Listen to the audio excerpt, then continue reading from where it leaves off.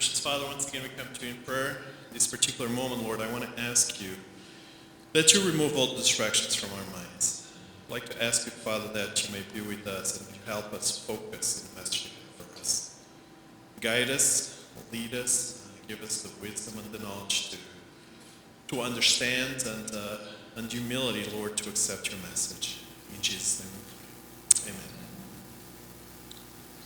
4 people, 4 lessons. This morning I would like to talk to you about 4 different people and the 4 different lessons that we can learn from them.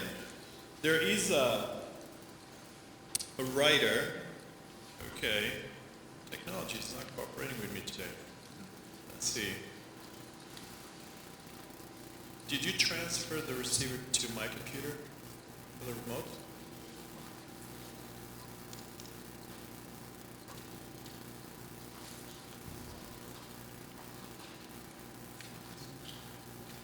All right. Is it good? No? Yes. In the 1500s, Liao Fan wrote a book. The book is called Liao Fan's 4 Lessons. This book was written because he wanted to teach his son how to be a better man. And so he focused his book on 4 different areas. The first one, it was to learn to create destiny. Second, ways to reform, the way to cultivate kindness, and the benefit of the virtue of humility. Liao Fans wanted his son to be a better man, and so he decided to write this book.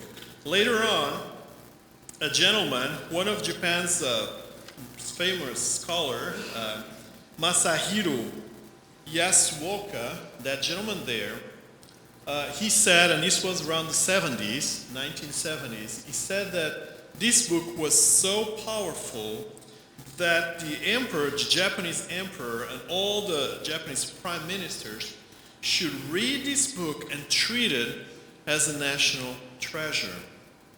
He also said that this book is magnificent knowledge that can move one's lives. Almost seems like he's referring to this book, right? 4 lessons that are the essence of that book. How many more lessons can we get from this book? How many more lessons? I would like to invite you today to learn those 4 lessons, and I would like to ask you to open your Bibles in the book of Genesis. And we're going to read a few verses from Genesis chapter 25.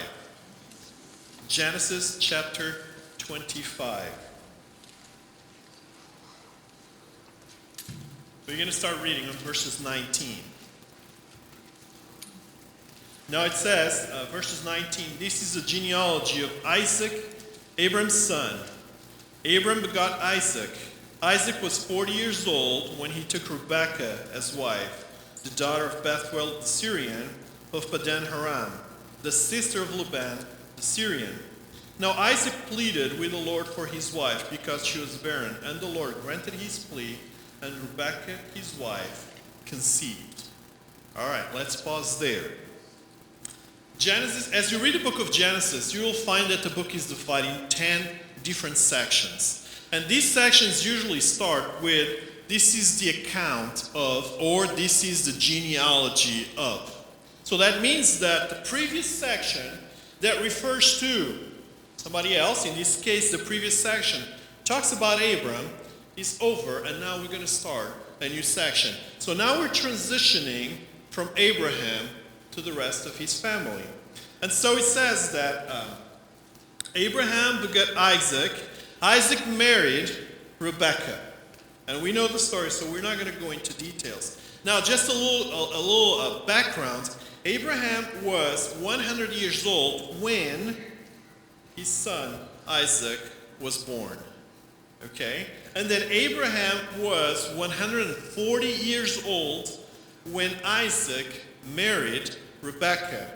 And then he was again 160 years old when Isaac had his 2 sons. And then Abraham died at age 175. So some of the events that we're going to talk about today actually happened during Abraham's lifespan as well. So Isaac married Rebekah, and now he expected a son. God had promised Abraham to make a big nation out of him, out of his family, and now Isaac wanted to claim that promise, but Rebekah had a problem. She was barren. Rebekah could not have children. Have you noticed how interesting it is that Isaac's mother had exactly the same problem? Isaac's wife has the same problem. Why would it be?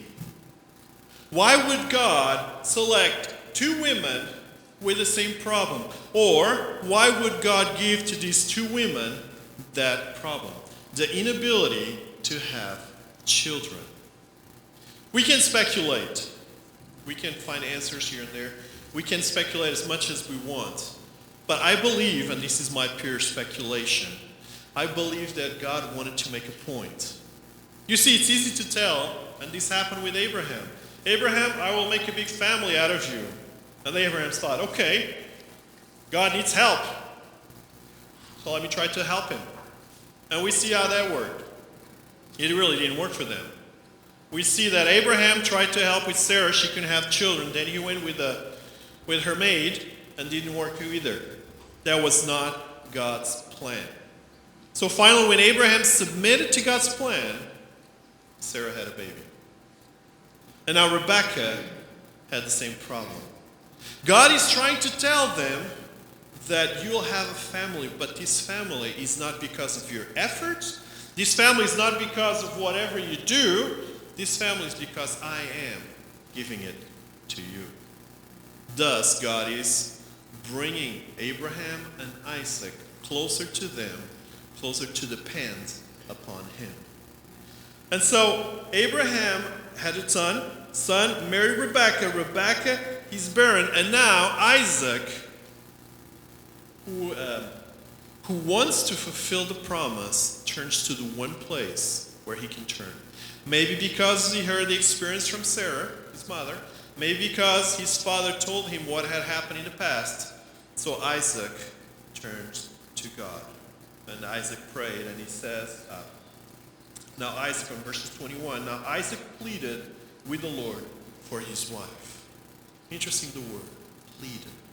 It's not just a one-time prayer. It implies a series of prayers. It implies almost a battle. I'm pleading with you. I'm begging you. I'm fighting with you. I want to see this happen. Almost just like Jacob later on in his life, to wrestle.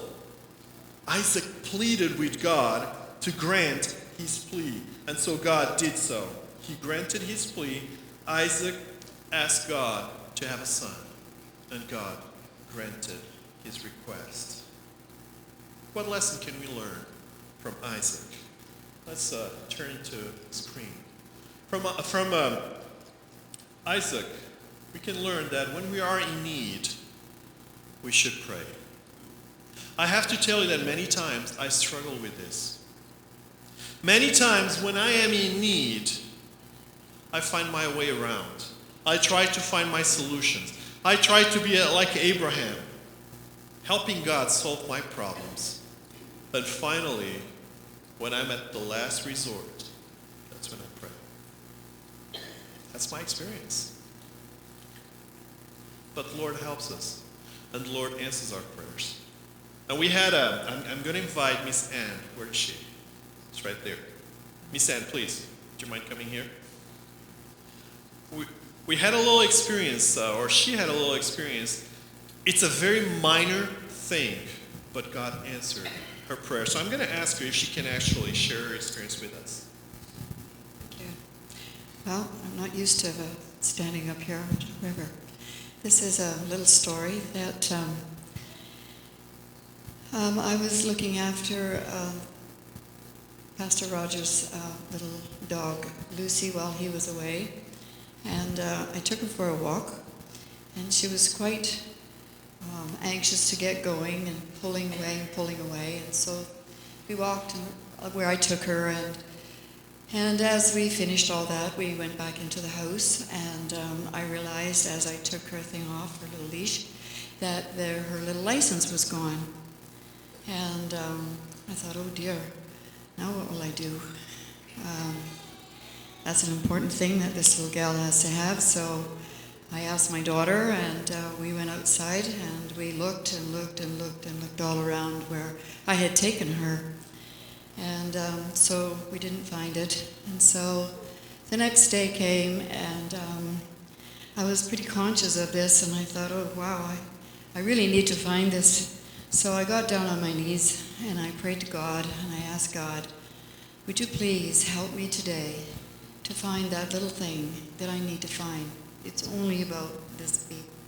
And it's really hard to find because all the stuff is fallen out of the trees, and there's all that kind of stuff. So anyway, I thanked the Lord, and I got up and put my jacket on. I walked outside, and honestly, I walked right straight to that little piece of metal that was on that ground. I couldn't believe that I didn't go that way or that way. I was led straight to that little tiny piece of metal. I thank God so much for answering my prayer. And God is so good. He loves each one of us. And He helped me do that. And I thank Him from my heart, deep, deep down inside. Thank you. Thank you. You see, many times we think like prayer is a waste of time. Many times we think that prayer is just our way to pay something back to God. We feel like if I want to get His promise, or if I need something from God, then I need to pay back, and I'll do that by praying. The reality is that the prayer will help us connect to Him and will open the door for us to receive His blessings.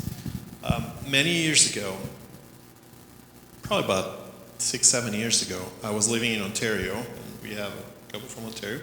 I was living in Brampton, and I was pastoring, or I was the assistant pastor of the Toronto Portuguese Church, which was in downtown Toronto. And because we were renting the church, we would drive to church early in the morning, and many times it was past 9 o'clock in the evening when we would come back home. All our events would have to happen during that Sabbath day, meetings and so on and so forth. And you know, parents, that sometimes your children do not cooperate that much.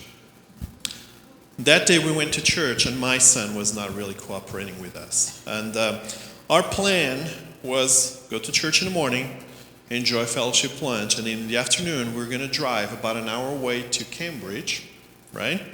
We're going to drive about an hour away to Cambridge, where we had a small small Portuguese-speaking group, and we wanted to do some outreach. So I had a van, and I was supposed to drive a group of pathfinders to take them over there. Well, during fellowship lunch, my wife came, and she told me, you got to take me home now. And she gave me the look, okay? And I've learned as a husband that when you get that look, right, that don't question, just obey, right? So I took her home, and this is a 45-minute drive with traffic up and down again. And in the middle of all this, I didn't check my fuel gauge. Okay, all right, I apologize. I should have looked at that. I should have filled the tank Friday night. I didn't do that, okay? So Saturday afternoon, I load the Pathfinders in the van. There was a counselor sitting next to me in the front. I had 5 more kids in the back, and we start driving to Cambridge. When we drove probably about 15 minutes, I look at the gauge and the computer that tells you how many kilometers you have left to drive. And I'm looking at that, and suddenly just tells me, you have 27 kilometers. Now, as you know, when he gets to that point, he just goes down very fast. And so 2 minutes later, the 27 kilometers were down to 19, and then 15, and I'm like, I have a problem now. I phoned the gentleman, a friend of mine, who was in a car behind me, and I told him, I don't have gas to get to Cambridge. And he started laughing, and he just tells me, Roger, you better find a way to explain the Pathfinders why you're stopping and putting gas on Sabbath day. And that wasn't very encouraging. I had no options. In the meantime, I'm driving and I'm like, you know what? This could be a good opportunity to test God. I don't know what went through my mind. I'm going to be honest with you. I felt that. So I called the attention. Up to that moment, I hadn't said anything to anybody inside the van. I called the kids that were with me, and I told them, we have a problem. We're out of gas. And the kid's like, well, that's not a problem. Just pull over and put some gas. I'm like, no, we're not going to do that. We're going to test God. We're going to see if God can answer our prayers. And so we're going to pray, and we're going to get to Cambridge. And we're not going to stop to put gas. Now, I have to acknowledge that I was telling them this, but inside myself, I'm like shaking. I don't know what's going to happen. We're going to be stopped in the middle of the road. But I wanted to challenge. Some part of me, somehow, I felt like I wanted to challenge God. And so I asked the kids for any volunteers to pray. You know how many raised their hands? None of them. None of them. I asked them, can you pray? And none of them raised their hands. I'm like, okay, I will pray. So I made a quick prayer, and all this as we're driving. I made a quick prayer. Now I'm constantly looking at that computer, and the number keeps on going down to the point that inside myself, to myself, I kept on praying, but I had to turn that off because I was getting really anxious. 10 minutes later, I tell the kids, well, we need to pray again. And this time we had one hand coming up. And we prayed. Another 20 minutes, and we prayed again. And another 20 minutes, we prayed again, and we made it to the church. No gas. I can tell you, I don't know how. The Lord provided.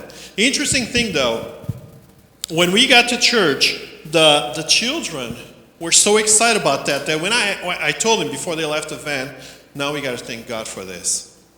And I asked, who wants to pray? All hands went up now. They're so fired up. They were so excited. So one of the girls prayed, and to my amazement, because in my mind, the van is not going to move anymore until sunset, until I put gas. That was my reaction when we stopped the van. To my surprise, when this girl prayed, she was like, and Lord, now help us go back home. That's how far her faith had taken her. We put gas, but that story stayed in our minds, the point that the kids relate to that story, and they would talk about angel-powered gas. God answered our prayers. We had a need, we went to Him, and He answered our prayers. Now the story continues. Let's come back. I see the time is going fast. It's already 1 o'clock, 1:05, so let's continue. 12:05, I'm sorry. I'm not lying, it says 1:05 there, so, all right. So verses 22. So Rebekah, his wife, conceived. Verse 22. But the children struggled together within her. And she said, if all is well, why am I like this? So she went to inquire of the Lord. And the Lord said to her, ... We'll continue in a second. Now Rebekah has twins inside of her, and now she's struggling. The twins somehow are fighting with each other. And I can probably imagine that mothers can feel the baby move inside. But to Rebekah, this was above and beyond what would be expected, what is normal. And she struggled with that. And the original Hebrew word, when talking about this concept, the word of struggle, when talking about it, the original word actually brings the idea of crush, brings the idea of bruised. So there was a big turmoil going on in her womb. And Rebekah was struggling with that. And so she said, if all is well, why am I like this? She has a question. She doesn't know what is going on. If all is well, why am I like this? Now, again, me, who tried to find answers for everything, if I have a problem, if I'm confused, if I don't know what to do, if I need help, I go to someone else first. Could be an elder, could be a parent, could be a sister, could be a friend. And then, if they can't clarify, if they cannot answer my question, I may go to God. But Rebekah She asked to herself, if all is well, why am I like this? So she went and she inquired to the Lord. She went straight to the source. So I ask, where do you go when you're confused? Where do you go when you don't know the answer for a problem?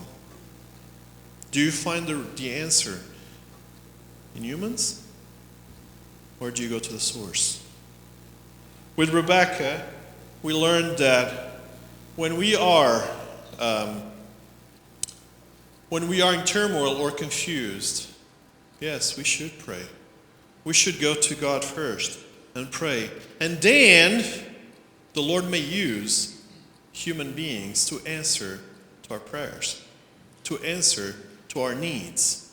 But our first step should go towards God. Have you seen the sign outside? The sign that it's by the street, outside the church? Do you know what it says? Don't make prayer what? The what? I don't remember, that's why I'm asking you. Don't make prayer your last resort. Kind of like that.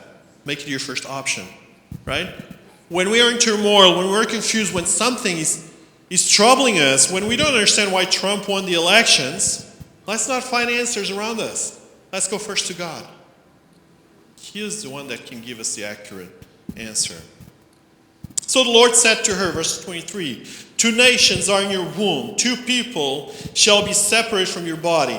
1 people shall be stronger than the other, and the older shall serve the younger. So when her days were fulfilled from her to give birth, indeed there were twins in her womb. And the first came out red. He was like a hairy garment all over. So they called his name Esau. Afterward his brother came out, and his hand took hold of Esau's heel. So his name was called Jacob. Isaac was 60 years old when she bore them. God had told her that there were 2 nations inside of her, and that came to happen. Jacob and Esau were born. Now God also told her that the older, the stronger, will do what? Will serve the younger or the weaker. That was a promise, and Jacob held on to that promise. He knew that somehow he was going to be served, somehow he was going to be stronger, somehow his brother, his older brother, was going to serve him. Now, I don't want to enter into the details of his birthright, but interesting, though, is that Esau had everything that he wanted to receive God's blessing. And yet, God chose Jacob. You see, God's choice is not dependent upon my merits, upon your merits. When God chooses to bless you, when God calls you for something, it's not because you're a great person. It's not because you have tremendous knowledge or you have a lot of money. God's calls are not dependent on our merits. God calls us because He sees something in us. He sees who we can be. He sees what we can do under His guidance, not because of our merits. I was called to be a pastor, not because I had any significant knowledge, but because God called me to be a pastor.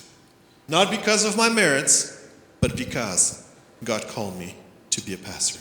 I'm not here as a pastor of this church because I did very well in my previous churches. I'm here because God called me to be here.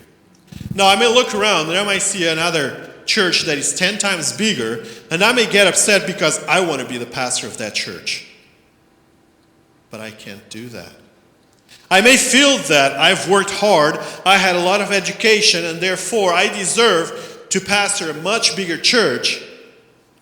But that's wrong, because God called me to be here, not because of whatever education I have, not because of whatever ability I have to lead the church.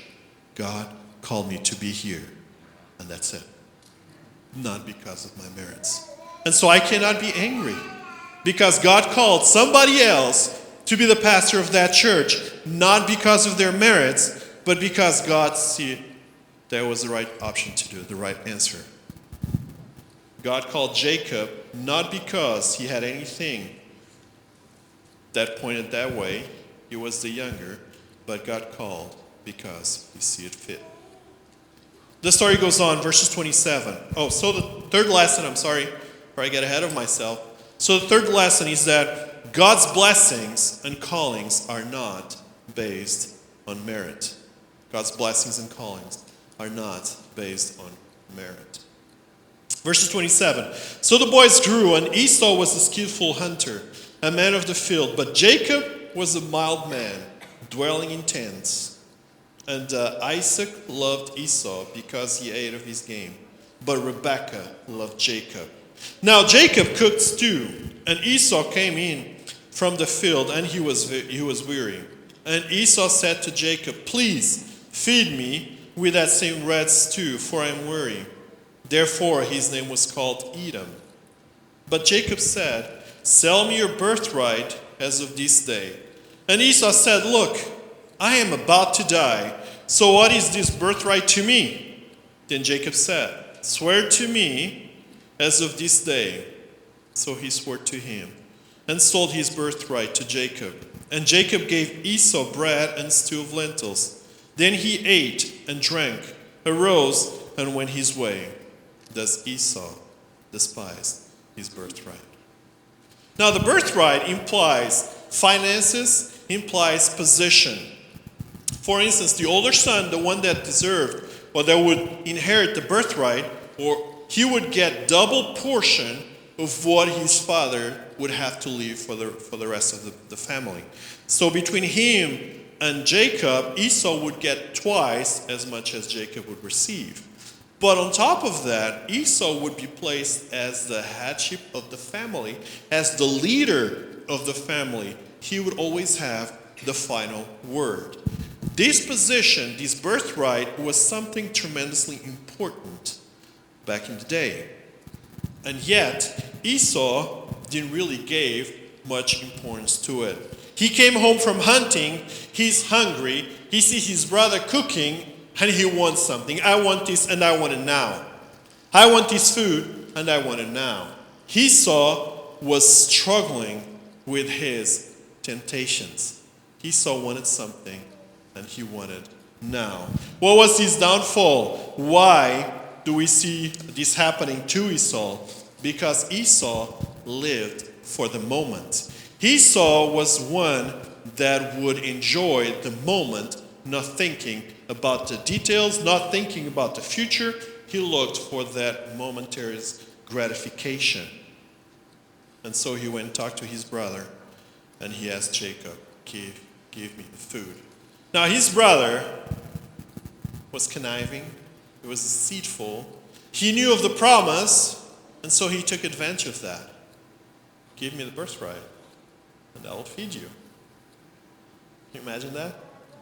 I got this wonderful food. It smells good. You want some? It smells really good. Would you like some? Here. Let's come up with a deal. Give me the birthright, and I'll give you the food. To Esau, that didn't matter. I want the food, and I want it now. Esau lost the ability of receiving the birthright from his father. Esau's lost the ability of receiving double portion of his finances, of his estate, of his inheritance. Esau lost the ability of leading the family in the future. Esau lost the ability of receiving God's blessings and God's covenant. So from Esau, we can learn that spiritual lessons can be lost by living the moment. Spiritual lessons can be lost because we live in the moment. And how many times have we failed? How many times have we done wrong just because in that moment we wanted to enjoy something? We see something good, we want to take it. We fail to see that there is something much better, something greater. Esau looked at the moment and went after it. 4 lessons for people. From Isaac we learned that when we are in need, we should pray. From Rebekah we learned that when we are in turmoil or confused, we should pray. From Jacob, we realize that God's blessings are callings are not based on merit. And from Esau, sadly, we learned that spiritual lessons can be lost by living the moment. Spiritual lessons can be lost by living the moment. I don't know where you are in your spiritual walk. I don't know where you are in your journey. I know some of us are struggling with needs, health needs, financial needs, relationship needs. Some of us are confused. We could be even confused with our own spirituality. We could be confused in other areas. Maybe some of us are feeling rejected, are feeling that we should deserve something. And who knows, maybe we're struggling by living in the moment and not focusing in eternity. Whatever you are in your journey, I would encourage you, go to God. Take time, get on your knees, and pray. Come to Him. He is the source that can guide you, that can lead you, that can show you the solution for your problems. He is the one that can clarify your needs, your questions. He is the one that is calling you. And if He's calling you, it's because He sees something. And He's the one that has an eternity waiting for you. He's the one that is preparing something much greater that is worth a lot more than whatever momentarily pleasure we will receive right now. Go to Him. Whatever you are in your journey, go to Him. Trust Him and obey Him, because He has something much greater for us. I'd like to invite you to stand. We're going to sing hymn 590, Trust and Obey.